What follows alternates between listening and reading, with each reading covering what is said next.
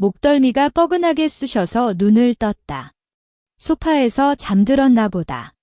푸신한 소파 천이 뺨에 붙어 있고 주방에서 나는 찬장을 열고 닫는 소리가 멀리 들렸다. 8년 동안 이 소파는 나의 유일한 휴식처였다.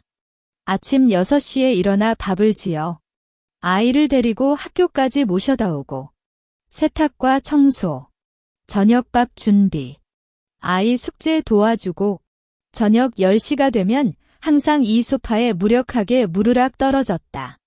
엄마, 깨어요. 작은 손이 내 볼을 살짝 만졌다. 딸 예은이가 아빠를 딛고 소파에 올라왔다. 그녀의 눈동자는 깨끗하게 나를 바라보고 있었다. 할머니가 엄마를 부르세요. 예은이의 목소리가 끝나자마자 주방에서 나는 시어머니의 목소리가 갑자기 커졌다. 뭐야? 아직 안 깼어? 밤만 축내고 뭐하냐? 예은이도 학교 가려는데 그래도 엄마 안 깨우고 뭐 하고 있어? 목덜미의 통증보다 심하게 가슴이 쑤셨다. 밤만 축내고라는 말은 8년 동안 수없이 들었다. 처음엔 눈물이 나고 속이 타고 나중엔 무감각해졌다. 하지만 오늘은 왜인지 그 말이 마치 차가운 칼처럼 심장을 꿰뚫는 것 같았다. 나는 천천히 일어나 예은이의 머리를 쓰다듬었다. 알았어. 엄마 지금 일어날게. 목소리가 살짝 떨렸는지 모르겠다. 예은이는 나의 손을 꼭 잡고 살며시 눈을 감았다. 그녀도 시어머니의 말에 익숙했고 아마도 내가 슬픔을 느끼는 걸 알았을 것이다. 주방으로 걸어가니 시어머니가 접시를 씻는 손을 멈추고 나를 쳐다봤다. 그녀의 눈빛은 평소처럼 차갑고 입술을 꼬고 있었다. 어제 저녁 설거지도 제대로 안 하고 세탁물도 쌓여 있잖아. 이 집에 뭘 해준 건데? 돈도 안 벌고 일도 안 하니까. 나는 입을 열지 않았다. 그냥 냉장고를 열어 우유를 꺼냈고 예은이의 도시락 용기를 꺼냈다. 손이 살짝 떨렸다. 8년 동안 나는 이 집의 모든 걸 책임졌다. 시어머니가 아플 때는 밤새워 간병했고 남편이 회식으로 늦게 들어올 때는 따뜻한 밥을 데워놨어. 하지만 그 모든 건 밥만 축내고라는 말 하나로 사라졌다. 엄마, 나 오늘 도시락에 계란말이 넣어주세요. 예은이가 내 옆에 와서 속삭였다. 그녀의 작은 손이 내 옷자락을 잡고 있었다. 알았어. 예은아. 나는 미소를 강제했지만 입꼬리가 안 올라갔다. 시어머니는 다시 접시를 씻기 시작했고 그 소리가 너무 시끄러웠다. 갑자기 모든 게 지겨웠다. 이 소파, 이 주방, 이 밥만 축내고라는 말, 이 모든 걸 버리고 싶었다. 나는 우유를 다시 냉장고에 넣고 예은이의 손을 잡았다. 예은아, 엄마랑 같이 나갈래? 우리 새 옷을 입고 맛있는 거 먹으러 갈게. 예은이의 눈이 반짝였다. 정말요? 할머니는요? 나는 시어머니를 쳐다보지 않았다. 그냥 예은이의 손을 꼭 잡고 방으로 갔다. 방문을 열었을 때 시어머니의 뭐 하냐? 아직 밥 안 지었잖아. 라는 소리가 뒤에서 들렸지만 나는 뒤돌아보지 않았다. 이제 나는 나 자신과 예은이만 생각할 거였다. 방문을 닫는 순간 바깥 시어머니의 소리가 약간 멀어졌다. 예은이가 내 옆에 서서 살며시 나의 옷자락을 만졌다. 엄마, 우리 정말 떠나는 거예요? 그녀의 목소리에 혼란보다는 기대가 섞여 있는 걸 느꼈을 때 내 마음이 살짝 놓였다. 응. 엄마랑 예은이만 혼자 편히 살게. 나는 침대 옆 서랍을 열었다. 속옷과 편안한 운동복 3벌, 예은이의 교복 2벌과 우유색 잠옷을 급히 꺼냈다. 손이 아직 살짝 떨렸지만 속은 차갑게 굳어 있었다. 8년 동안 이 방에서 세탁을 접고 옷을 정리하며 지냈는데 이제 챙겨야 할 건 단 이것뿐이었다. 엄마, 인형도 가져가요. 예은이가 침대 밑에서 빨간 인형을 꺼냈다. 그 인형은 그녀 생일에 남편이 사준 건데 지금은 그런 기억 따위 중요하지 않았다. 알았어. 넣어봐. 나는 여행 가방을 펼쳐주었고 예은이가 인형을 살짝 눌러 넣었다. 방문 밖에서 시어머니의 구호가 계속됐다. 야, 문 열어. 예은이가 학교 갈 시간 아니야? 너 이러면 어떡해? 손가락으로 문을 두드리는 소리가 쫑긋 들렸다. 나는 서랍가장 안쪽에 숨겨둔 지갑을 꺼냈다. 안에는 내가 아르바이트했을 때 저축한 현금 50만 원과 주민등록증, 예은이의 건강보험증이 있었다. 남편의 카드는 하나도 안 챙겼다. 이제 그의 돈으로는 살고 싶지 않았다. 엄마, 할머니가 화내요. 예은이가 귀를 방문에 대고 말했다. 나는 그녀의 머리를 쓰다듬고 괜찮아. 할머니는 금방 진정할 거야 라고 속여 말했다. 하지만 내 마음속엔 다시는 보고 싶지 않다라는 생각이 돌았다. 가방을 다 채웠을 때 시어머니의 두드리기가 더 세졌다. 나 지금 문 부술 거야. 너 이런 애 엄마 되다니. 나는 가방을 메고 예은이의 손을 꼭 잡았다. 예은아, 눈 감고 따라와. 그녀가 작게 응하며 눈을 감았을 때 나는 방문 손잡이를 살짝 돌렸다. 문이 살짝 열리자 시어머니의 노란 얼굴이 보였다. 그녀가 뭐 하냐? 고 소리치려 할 때 나는 가방을 앞으로 살짝 밀며 길을 뚫었다. 시어머니가 갑자기 뒤로 넘어가려다 벽을 잡았다. 야, 너 예은이를 데리고 어디 가? 그녀의 손이 나의 옷자락을 잡으려 했지만 나는 빨리 발을 옮겼다. 거실을 지나가는 길에 소파 위에 아직 내가 자던 이불이 펼쳐져 있었다. 8년간의 주부 생활이 이 이불처럼 구겨져 버린 것 같았다. 나는 뒤를 돌아보지 않았다. 현관문을 열고 밖으로 나갔을 때 아침 햇살이 눈에 살짝 아팠다. 예은이가 내 손을 더 세게 잡았다. 엄마, 우리 어디 가요? 친구 아주머니 집으로 갈게. 거기서 맛있는 토스트 먹을 수 있어? 나는 그녀에게 미소를 보였고 현관문을 뒤로 닫았다. 시어머니의 함성이 안에서 들렸지만 나는 걸음을 멈추지 않았다. 이제 이 집은 더 이상 내 세상이 아니었다. 택시 창밖의 풍경이 빨리 지나간다. 예은이가 빨간 인형을 안고 창문에 얼굴을 대고 살며시 속삭였다. 엄마, 미나 아주머니 집이 멀어요? 조금 더 가면 돼. 예은아. 나는 그녀의 머리를 쓰다듬었다. 미나는 대학 때 가장 친했던 친구로 지금 혼자 아파트를 살고 있다. 어젯밤 우연히 카톡으로 요즘 너 어떤데? 라고 문자를 보냈는데 몰랐던 건 이 문자가 오늘 나의 구원이 될 줄이었다. 택시가 미나의 아파트 앞에 멈췄을 때 미나가 이미 건물 앞에서 기다리고 있었다. 그녀가 보자마자 가방을 내려놓고 달려왔다. 유진아, 너 왜 이렇게 갑자기? 그녀의 눈이 나의 가방과 예은이를 쳐다보며 놀란 표정을 했다. 미나, 잠시만 살게 해줘. 나는 말할 수가 없었다. 속이 답답해서 눈물이 차올랐지만 예은이가 옆에 있으니 참았다. 미나는 바로 알았어. 들어가자라고 말하며 가방을 들어줬다. 그녀의 손이 따뜻했다.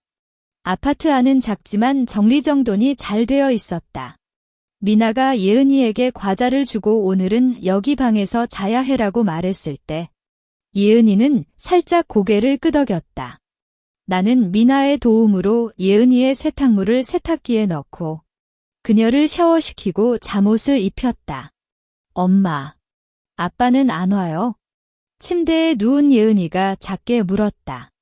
나는 그녀의 이마에 입맞춤을 하고 아빠는 지금 바빠. 엄마랑 예은이가 편히 쉬다가 볼게라고 말했다. 하지만 내 마음속엔 아빠가 와도 안 돌아갈 거야라는 결심이 있었다. 예은이가 잠들었을 때 미나가 거실에서 커피를 타고 기다렸다. 설마 시어머니랑 또 싸웠어? 그녀가 내게 물었다. 나는 커피잔을 돌리며 살짝 끄덕였다. 오늘 시어머니가 밥만 축내고 라고 말했어. 그때 갑자기 모든 게 지겨웠어. 미나가 내 어깨를 두드렸다. 나 이미 말했잖아. 너 그 집에서 너무 억울해. 8년 동안 너 뭐 했어? 시어머니 아플 때 간병하고, 남편 회식 뒤 데리고 외주고, 예은이 키우고, 그런데 그들한테 밥만 축내고 라고 하다니. 그녀의 말을 듣고 과거 8년이 영화처럼 지나갔다. 매일 아침 6시에 일어나 밥 지어. 남편이 출근한 뒤 세탁과 청소. 저녁 밥 준비. 저녁엔 예은이 숙제 도와주고. 남편이 돌아올 때까지 밥 데워 놓는다. 하지만 나는 언제나 마지막에 식사를 하고 내 생일은 잊히고 내가 하고 싶은 일은 하나도 못했다. 미나, 이번엔 정말 안 돌아갈 거야? 나는 커피를 마시며 말했다.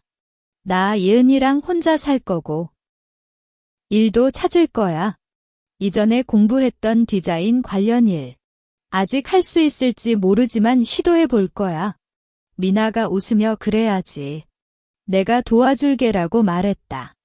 창밖은 이미 어두웠고 예은이의 잠소리가 살짝 들렸다. 나는 커피잔을 놓고 살짝 숨을 쉬었다. 이 밤, 8년간의 잠든 나를 깨웠다. 이제 나는 나 자신을 찾아야 했다. 새벽 7시. 휴대폰의 진동이 나를 깼다. 눈을 뜨자. 창밖은 아직 푸른 새벽빛이었고 예은이가 옆에서 꼬리도 안 치고 잠들어 있었다. 휴대폰 화면을 보니 남편이라는 이름이 떴다. 나는 살짝 일어나 거실로 갔다. 미나가 이미 주방에서 토스트를 구우는 소리가 들렸다.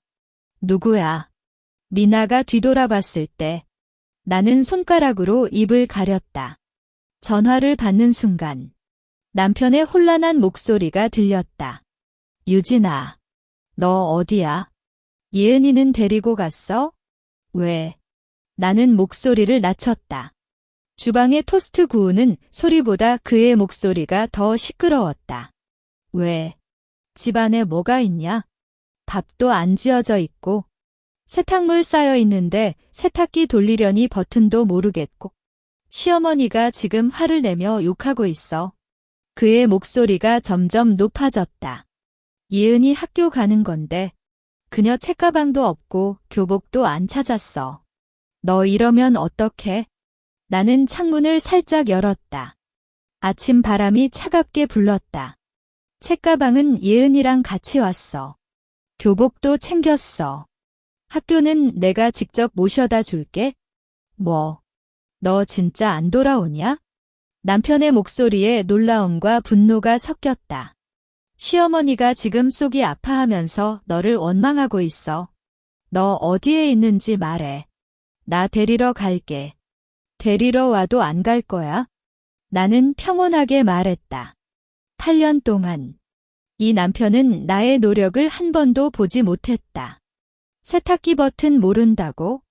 그럼 나는 매일 세탁물을 어떻게 처리했는지 생각도 안 한 건가? 집안일은 너나 시어머니가 알아서 해. 예은이는 내가 잘 돌볼게. 유진아, 너 정신 차려. 이렇게 되면 가족이 망해. 그의 목소리가 떨렸다. 나 오늘 회의가 있는데 시어머니는 밥도 못 만들고 너 어디에 있는지 좀 말해. 예은이가 보고 싶을 거야. 예은이는 지금 잘 자고 있어?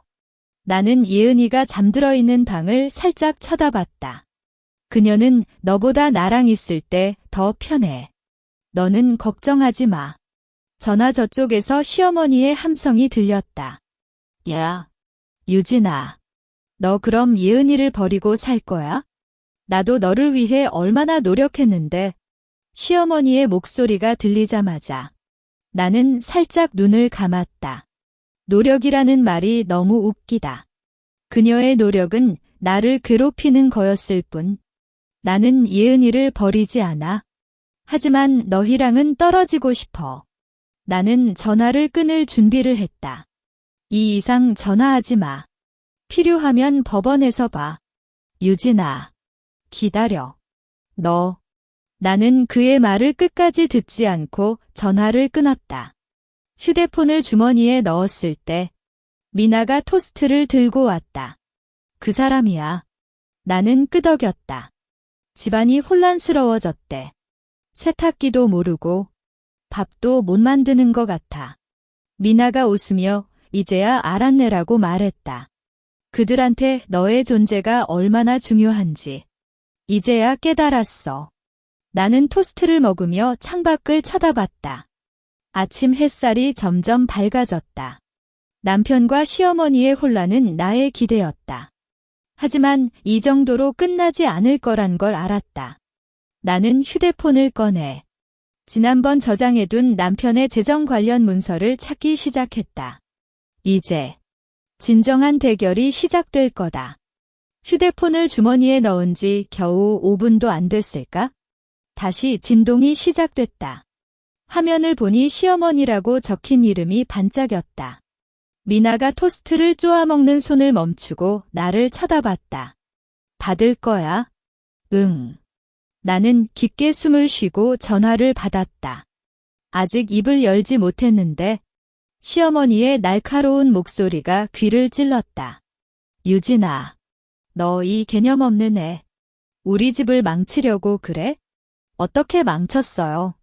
나는 주방 창문을 보며 평온하게 물었다. 밖에는 아이들 웃음소리가 들렸고 햇살이 테이블 위에 쨍하게 떨어졌다. 이런 평화로운 아침에 그녀의 목소리는 더욱 거슬렸다. 어떻게? 너가 집을 떠나서. 민호가 지금 회의도 못 가고 예은이 학교도 못 가게 하고 나는 밥도 못 만들고 세탁도 모르는데 너 이거 다 너의 탓이야. 시어머니의 목소리가 울먹이기 시작했다. 우리 민호가 너를 좋아해서 결혼시켰는데 너는 이렇게 보답해. 예전엔 착하게만 굴었는데 지금은 뭔가에 홀린 건가?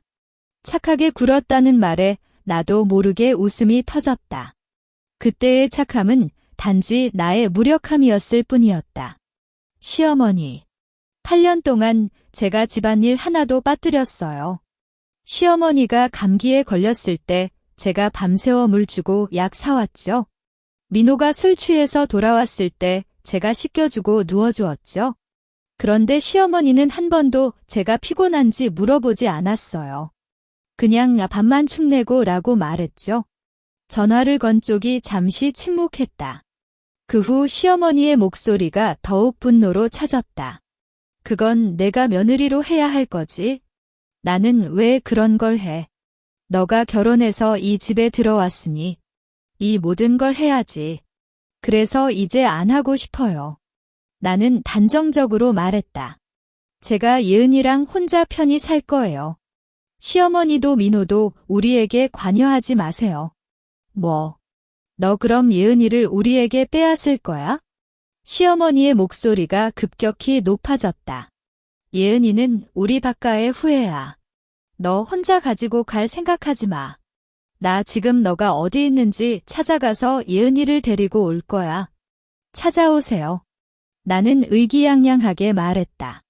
미나의 아파트 주소는 모르시잖아요.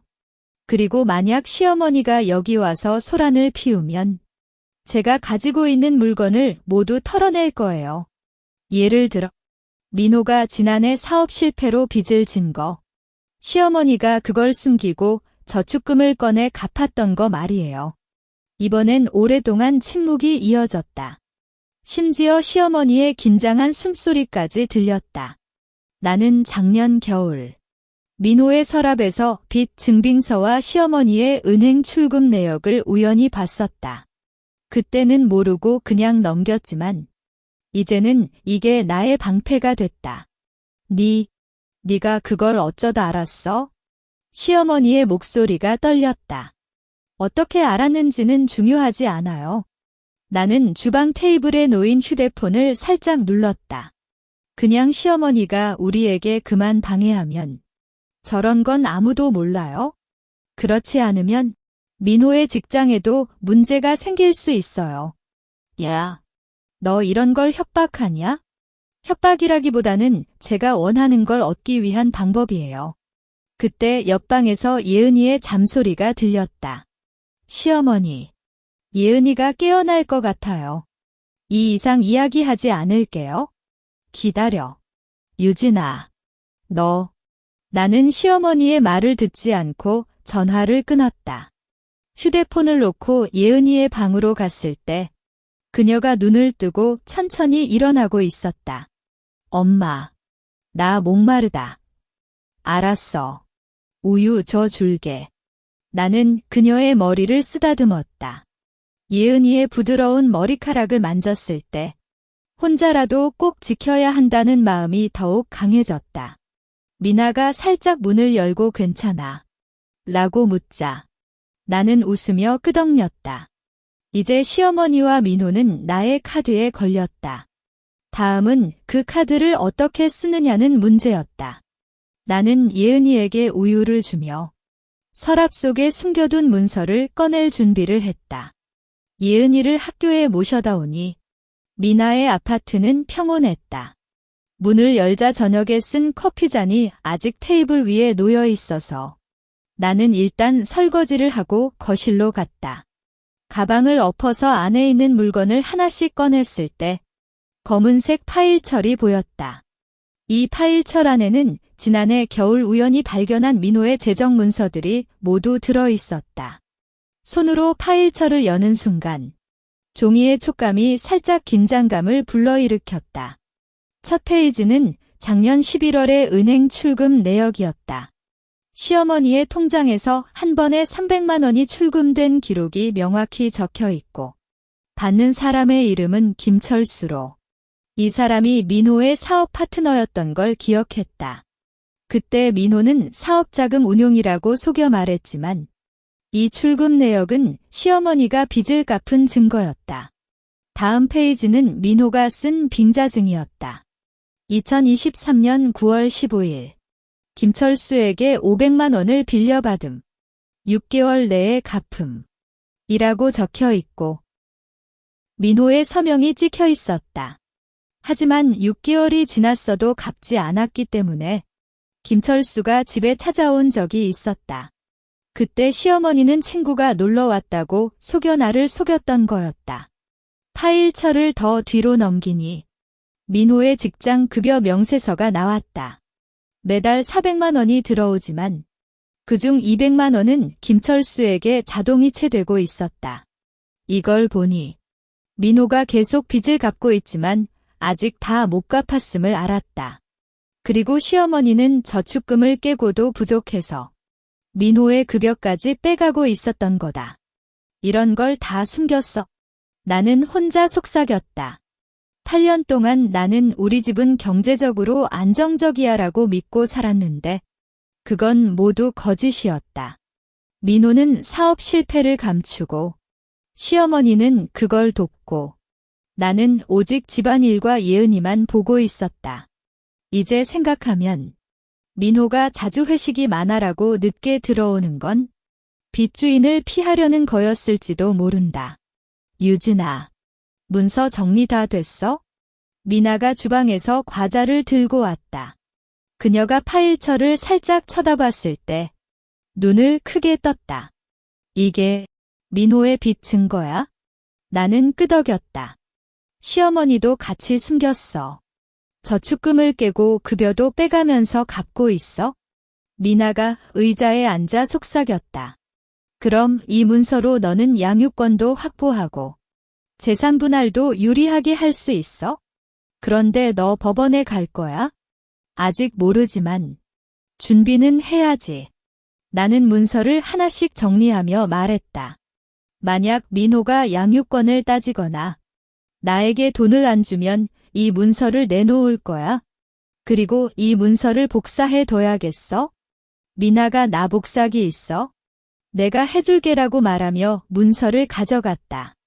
나는 창밖을 쳐다봤다.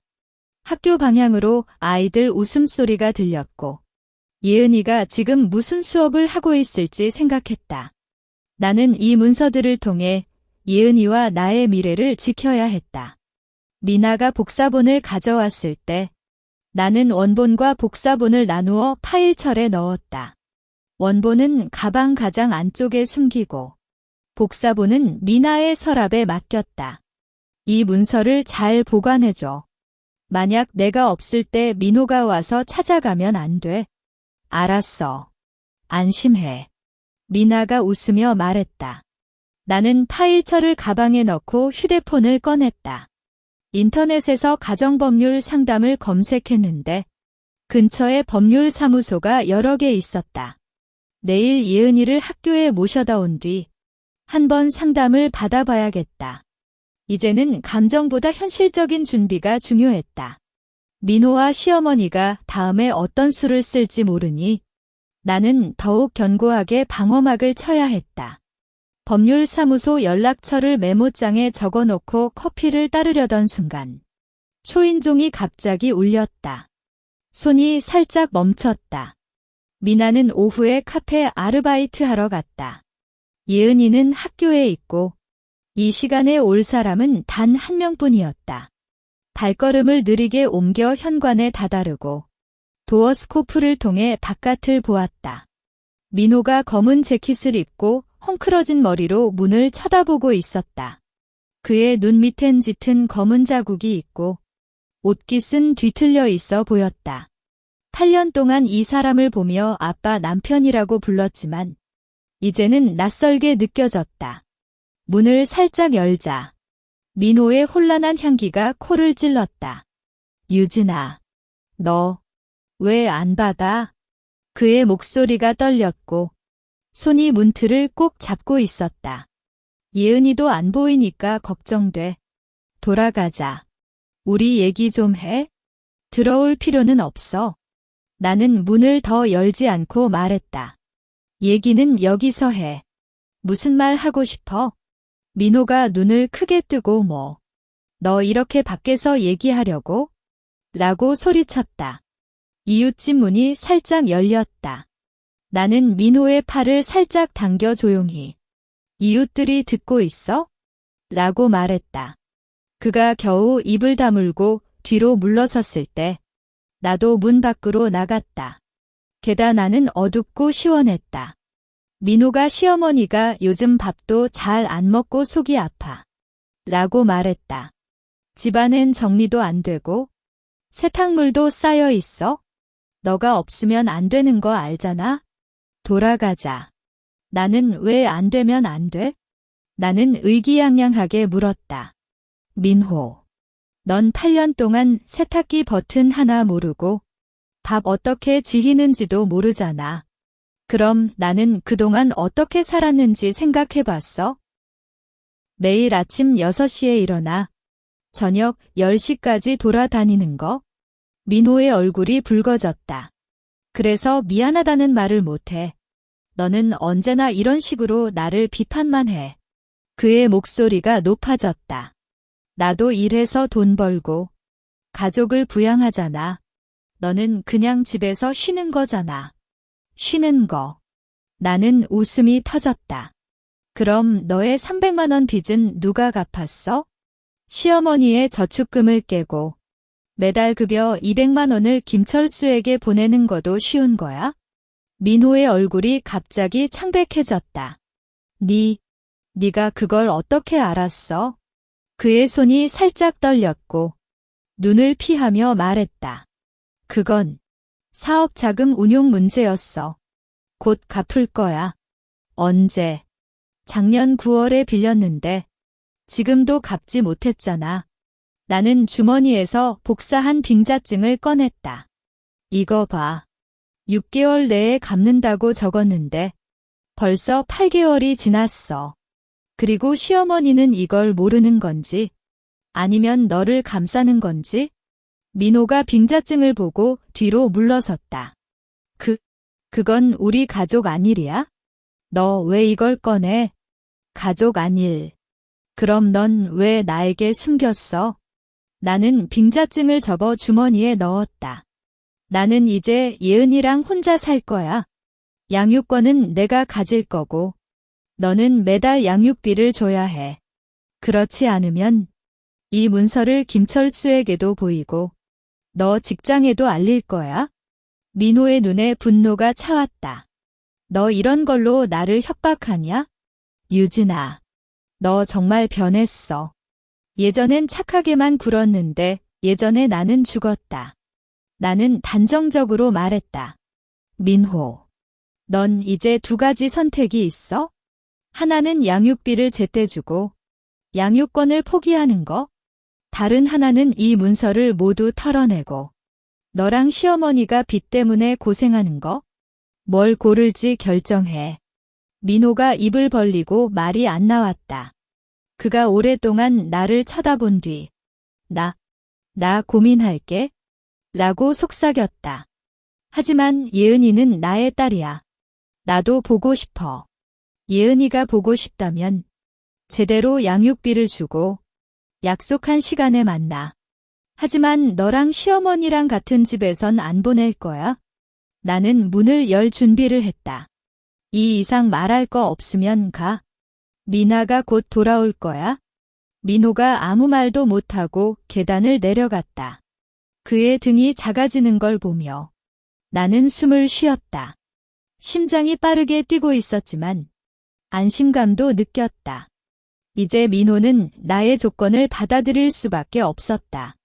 하지만 그가 정말 순순히 양육비를 줄지 아니면 다른 방법을 생각할지 모르기 때문에 나는 더욱 조심해야 했다. 문을 닫고 거실로 갔을 때 휴대폰에 법률사무소에서 문자가 왔다. 내일 오후 2시에 상담 가능합니다. 라고 적혀 있었다. 나는 문자를 보고 미소를 지었다.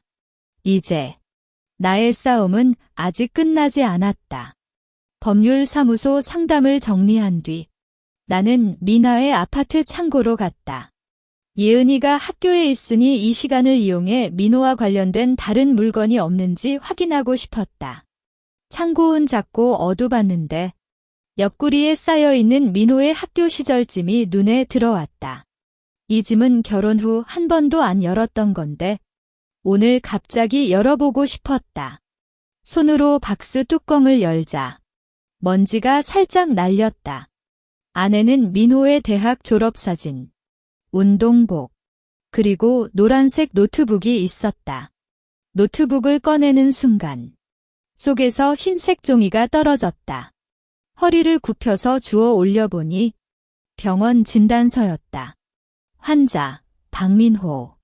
진단, 뇌외상 후 긴장장애.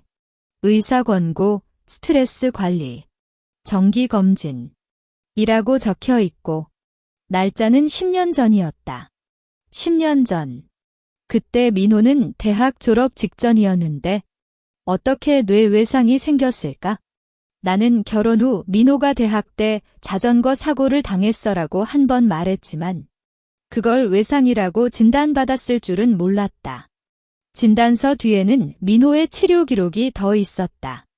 환자가 스트레스로 인해 결정장애, 불안감을 겪고 있으며 가족 지원이 중요. 라고 적혀 있었다. 문당 노트북을 다시 뒤져보니 시어머니의 손글씨로 쓴 편지가 나왔다. 민호야, 너의 외상은 아무에게도 말하지 마. 다른 사람들이 너를 못하게 생각할 거야. 엄마가 항상 너를 지켜줄게. 사업도 엄마가 도와줄게. 결혼도 엄마가 잘해줄게. 너는 그냥 평온하게 살면 돼. 라고 적혀 있고, 날짜는 진단서와 같은 해였다. 이제야 모든 게 이해됐다. 민호가 사업 실패를 한 건 외상으로 인한 결정장애 때문이었고, 시어머니는 그걸 알고 있었지만 다른 사람에게 들키지 않기 위해 숨겼다. 심지어 나와 결혼한 것도 시어머니가 안정적인 며느리가 필요해서 결정한 거였을지도 모른다. 그래서 시어머니는 항상 민호를 감싸고 나를 괴롭혔던 거였다. 밥만 축내고 라는 말도 나가 민호의 외상에 집중하지 못하게 하기 위한 수단이었을 수 있다. 그래서 이렇게 숨겼어. 나는 편지를 접으며 혼자 속삭였다. 민호에게는 미안함도 느꼈지만 그래도 나를 속이고 예은이를 위험한 환경에 두고 있었던 건 용서할 수 없었다. 외상이 있다고 해서 모든 걸 감싸주는 건 아니고 적어도 나에게는 진실을 말해야 했다. 저장실 문을 닫고 리빙룸으로 갔을 때 휴대폰이 울렸다. 콜러 아이디는 법률사무소였다. 박유진 씨, 내일 상담 준비하시는 건데 부부관계 증거, 재정문서, 자녀 양육 관련 증거를 가져오시면 좋습니다. 라고 말했다. 알겠습니다. 민호의 의료 기록도 가져가도 될까요? 나는 생각 없이 물었다. 의료 기록이 관련이 있다면 가져오세요. 경우에 따라 유리할 수 있습니다. 나는 전화를 끊고 진단서를 살짝 보았다. 이 진단서는 민호의 비밀이지만 동시에 시어머니가 모든 걸 감싸고 있었던 증거이기도 했다. 내일 법률사무소에 이걸 가져가면 양육권을 확보하는데 더 도움이 될지도 모른다. 하지만 민호의 프라이버시를 침해하는 건 아닐지 걱정도 됐다. 엄마. 예은이의 목소리가 문 밖에서 들렸다. 미나가 예은이를 학교에서 모셔다 왔었다. 나는 진단서를 파일첩에 넣고 문을 열었다. 예은아, 오늘 수업 재미있었어? 응. 선생님이 그림 그리게 해줬어. 예은이가 그림을 보여주며 웃었다. 그녀의 웃음을 보면 모든 걱정이 잠시 사라졌다. 어쨌든 나는 예은이를 지켜야 했다. 나는 파일첩을 안전한 곳에 숨기고 예은이와 함께 그림을 보았다. 내일 법률 상담이 어떻게 될지 모르지만 이제 나는 민호의 비밀까지 알고 있기 때문에 좀 더 자신감을 갖고 싸울 수 있었다. 예은이와 그림을 그리던 와중 초인종이 갑자기 세게 울렸다. 이번엔 민호나 시어머니의 느낌이 아니라 더 거친 기운이 느껴졌다. 예은이가 살짝 겁먹어 내 옆으로 왔을 때 밖에서 박민호, 나오라 라는 큰 소리가 들렸다. 김철수의 목소리였다. 나는 예은이를 뒤로 숨기고 도어피스를 보았다. 김철수가 3명의 남자와 함께 서서 문을 두드리며 소리치고 있었다. 빚을 갚지 않고 도망쳤어? 오늘 안 갚으면 너 집까지 뒤집어 버릴 거야. 급히 휴대폰을 꺼내 민호에게 문자를 보냈다. 김철수가 아파트 루하에 왔어. 빨리 와. 보낸 뒤엔 시어머니에게도 같은 문자를 보냈다. 이제 그들끼리 직접 해결해야겠다고 생각했다. 엄마, 그 사람 누구예요? 예은이가 내 옷자락을 잡고 속삭였다. 무서워. 괜찮아. 엄마가 지켜줄게. 나는 그녀의 머리를 쓰다듬으며 문을 더 단단히 잠갔다. 밖에서 김철수의 함성이 계속됐고 이웃들이 문을 살짝 열어보는 소리도 들렸다. 아마도 이 아파트 주민들은 이제 모두 민호의 빚 문제를 알게 될 거다. 약 10분 뒤 민호의 차 소리가 들렸다. 밖으로 보니 민호가 서둘러 김철수에게 달려가고 있었다. 형, 좀만 기다려. 곧 갚을게. 민호의 목소리가 떨렸고 손이 긴장해서 꼬여 있었다. 곧은 언제? 작년부터 계속 고지라고 해. 김철수가 민호의 옷깃을 잡고 소리쳤다. 오늘 500만 원만 주면 넘어가 주지만 안 주면 직장에 가서 말할 거야. 그때 시어머니도 택시에서 내렸다. 아이고 철수야. 뭐 이렇게 세게 말해?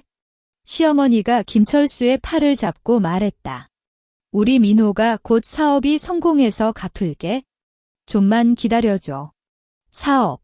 그럼 지난번에 빌린 300만 원은 뭐야? 김철수가 웃으며 말했다. 어머니도 함께 속이는 거야? 오늘 안 갚으면 김철수의 말이 끝나기 전에 민호의 휴대폰이 울렸다. 그는 급히 전화를 받았는데 얼굴이 갑자기 창백해졌다. 뭐, 저녁까지? 그럼, 알겠습니다. 전화를 끊은 뒤, 민호가 무력하게 무릎을 꿇고 말했다. 직장에서 나를 쉬게 했다. 빚 문제가 알려졌나 봐. 시어머니가 민호를 부축하고 뭐라고? 그럼 우리 가족은 어떻게 살아? 라고 울먹였다. 민호야, 너는 절대 포기하면 안 돼. 엄마가 뭐라도 할게. 하지만 그녀의 목소리도 자신이 없어 떨렸다. 김철수가 민호를 쳐다보며 이제 뭐라 할 건데? 라고 말했다. 오늘 안 갚으면 경찰에 신고할 거야. 너 이제 빚쟁이로 살게 될 거야. 나는 창밖에서 이 모든 걸 보고 있었다. 민호가 무력하게 앉아 있고, 시어머니가 울고, 김철수가 분노하는 모습, 이제 가족은 완전히 붕괴된 거였다. 8년 동안 시어머니가 민호를 감싸고 숨겨온 모든 비밀과 문제가 이제 한 번에 터진 거였다. 예은이가 내 옆에서 아빠가 슬픈 애라고 속삭였다. 나는 그녀의 눈을 가리고 우리 예은이는 안 봐. 엄마랑 같이 안쪽으로 갈게.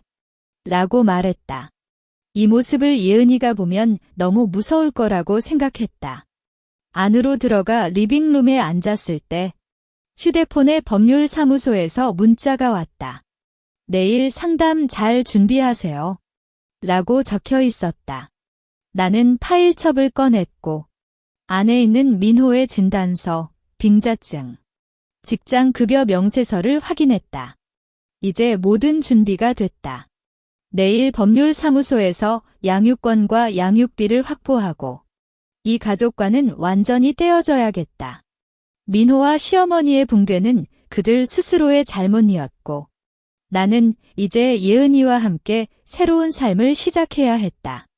아침 9시 예은이를 학교에 모셔다 준 뒤 나는 법률사무소로 향했다.